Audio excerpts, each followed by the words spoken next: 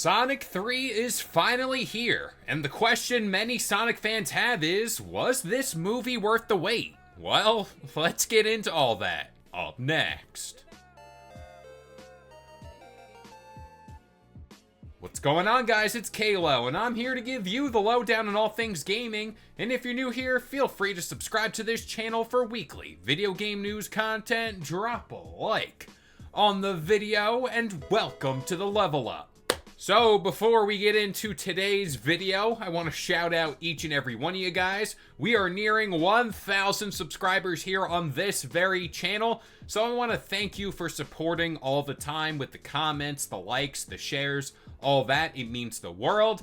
And oddly enough, we're going to have a first here, my first, I guess. Yeah, it's my first review.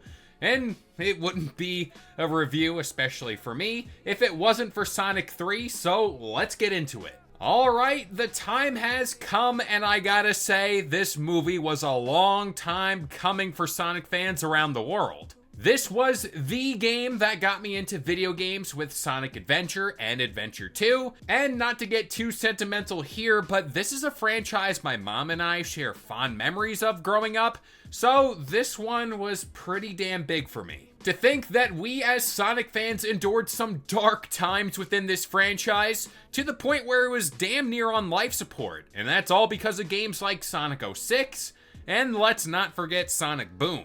And since we're talking about the movie, let's not forget the first movie, and when we got our first look at Sonic in live action form.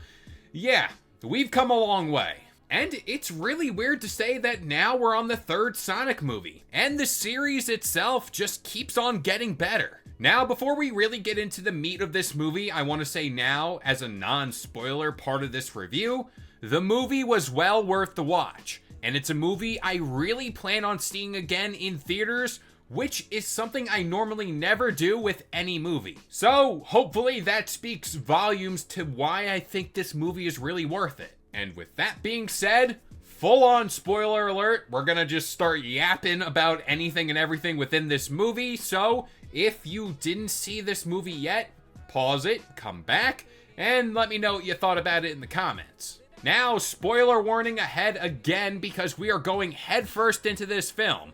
And while I'm not going to touch on every nook and cranny within this film, I got the key points written out just to kind of stay on track, so let's get ready to go. Now, to slowly build things up here, I feel this movie is what we've all been building towards. This is the Sonic movie franchise at its peak.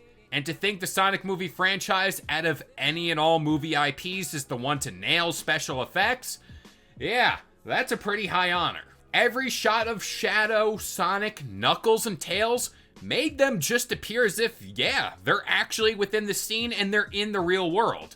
I mean, every shot of Shadow in this film went insanely hard. I mean, that scene where he broke out of the chamber he was locked in and water was just kind of streaming down his face, that's VFX at its finest, and it's the best I've seen in quite a while, if not ever.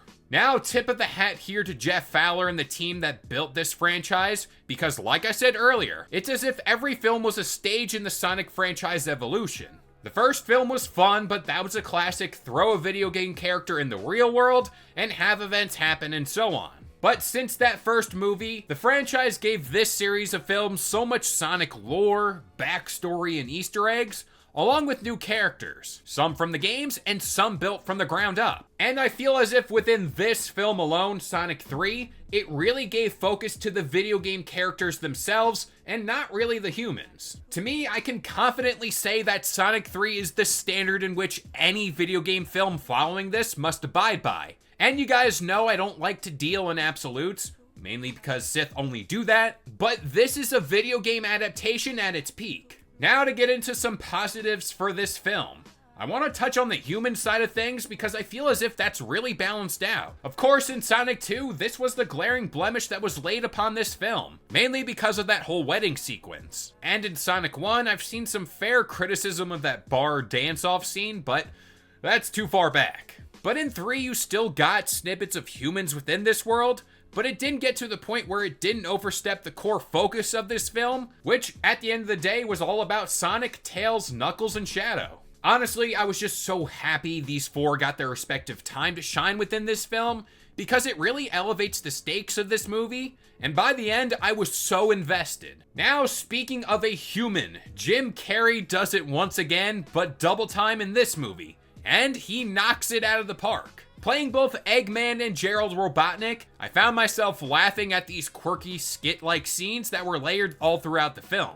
Now, it's hard to not have chemistry with yourself, but I loved how Eggman's story with Gerald played out throughout this film. And with the main theme of this movie being legacy and not really changing who you are along with family, Eggman's main arc in this movie is how he grew up without a family and how that really affected him. Also, real quick, I want to shout out yet another original character for this movie franchise alone, and that's Agent Stone, whose moments here within this film was some of the most emotional ones to date. Not to mention, he got some pretty good action time as well. Now, on to the part of this film that I had high expectations for, and that's Shadow himself. Now, this is where I invest some emotion into this video and speak from the heart here. Now, I did feel a little biased heading into this movie, having been a fan of Shadow for so long, playing all the games, and I just knew his story top to bottom. The moments I seen within this film were moments I seen plenty times before in my early days as a child playing these games, and to that, it felt so surreal. You can tell from the jump this was a matter these people wanted to tackle right away, and they fucking delivered. With weight, emotion, all that behind it, and it really just wasn't silly humor like the Sonic movies are known for. And speaking of the games, the amount of Easter eggs baked within this movie were unmatched. I mean, it's like every couple minutes there was this little sound effect, musical score, background character, or simple line of dialogue that led itself to Sonic Adventure 2 or the previous games. I mean, clearly the people who made this film were very tapped into the Sonic fanbase. I only say that because they knew what to give us and when to give it. I mean, Shadow holding the gun, shot-for-shot poses from the games, and memes. You got it all. Now, I'll admit some part of it did push that line of fan service, but I also felt as if this was their way of saying thank you for sticking with us through all these films. Quite simply, this is our moment. Now on to the part of this movie I thought was well worth the price of admission. And what part of the film was it? It was that last 30 fucking minutes. I mean, across the whole film, I was smiling ear to ear, and that was honestly just the inner kid in me. But holy shit, this was jaw-dropping action, and I couldn't get enough. Heading into this movie, I thought a little too much was shown in the trailers, and I still think that's the case if I'm being really picky, but holy shit, there was so much more they haven't shown. The big fights were teased in the trailers between Sonic and Shadow, and they were exactly how you want them to be on the big screen. Practically, it's just the two of them duking it out across the whole world, all while in supersonic state. The comparisons were there when talking about Dragon Ball fight scenes, and honestly, I don't think there's a better way to describe it. And I loved how they toyed with this idea that Sonic was fueled by anger and emotion. I mean, it was all just straight up goosebumps. And if you ever played one of the Sonic games, or played all of them, you will explode during this fight scene. You know it's peak. Now, this is where I gotta rein it back a little bit and calm down and talk a bit about the bad spots of this movie. Because while the highs were so high, there were flaws to discuss. The humor, while it is enjoyable in this movie, there was a good chunk of it that was a little corny and forced at moments. This is where some serious lore or some pretty emotional moments were going on, and it was just kind of thrown into the mix. And I also feel as if this has a lot to do with how much time the film was given to kind of flesh out. You're jumping from action sequence to action sequence, and it's one hell of a ride from the start. But there was times where a cut to an interjected skit was there. Albeit, again, this isn't as bad as the previous films like 2 or even 1, but it's present just to kind of be unbiased. Now I want to talk about Keanu's performance as Shadow. Now, before the Keanu Reeves cult comes after me, I want to say he did great. I loved him in this film. I loved him as Shadow, and I can't wait to see more. But there's some things to discuss. There were times where his delivery of lines seemed a little bit stiff, and that could be fixed over the next few films, or honestly, I think he's getting his own series. But a little more looseness would have gone a long way.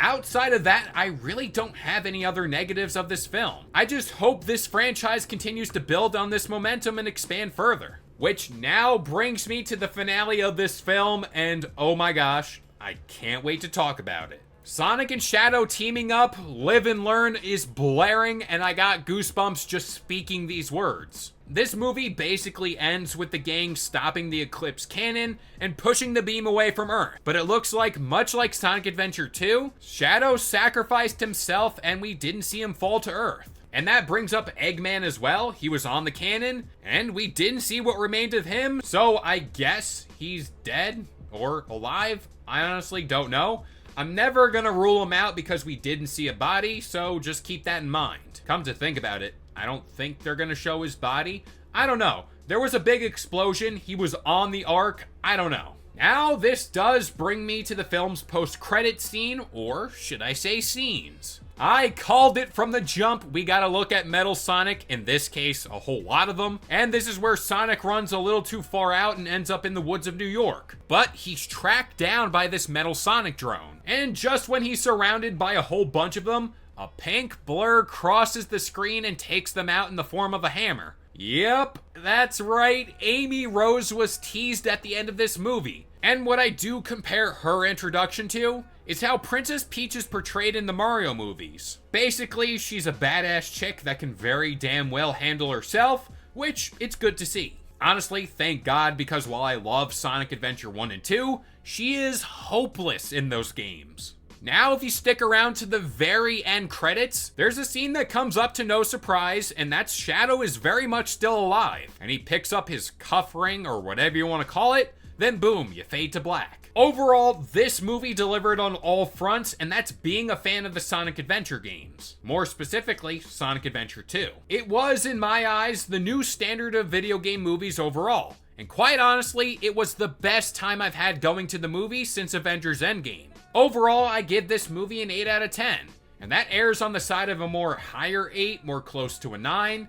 And this is only because I think Sonic can do so much more in these movies. Which, hey, here's a bit of gaming news for you overall. They greenlit the 4th movie on Thursday. Overall, we are building to that endgame style of moment with characters like Shadow, Amy, and now Metal Sonic being introduced. And I can quite honestly say, almost as a lock for the next movie, I gotta say Rouge the Bat is definitely gonna be in that next film. And to kind of get real crazy, I think Silver's a lock too. Now, as for the Thanos style of villain this could all lead up to, I'd like to say it's Chaos from Sonic Adventure 1, simply because I haven't gotten Open Your Heart blaring my eardrums off in the theaters yet. So I'm gonna be a little selfish there and pick him. But with all that being said, I'm gonna pass this one off to you guys. What'd you think of this movie if you happen to see it? Let me know in the comments down below. But that about does it here. I've been K-Lo. I gave you the lowdown on all things gaming. And if you're new here, feel free to subscribe to this channel for weekly video game news content. Drop a like on the video, and this has been the Level Up.